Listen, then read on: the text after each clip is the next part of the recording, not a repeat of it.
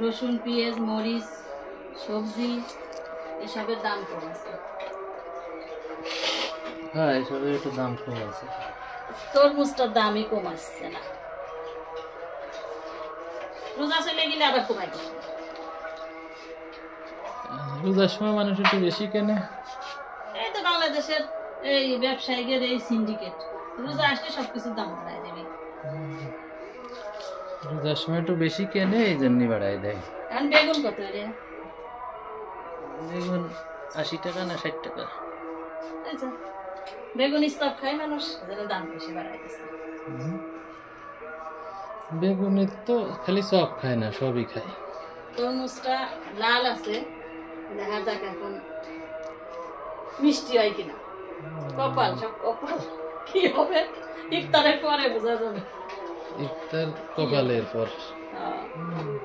এইটুকু আর কাটবো না, একটু ফ্রিজে রেখে দেবো, কালকে কাটবো। আর এটুকু এখন ইফতারের জন্য নিয়ে যাবো।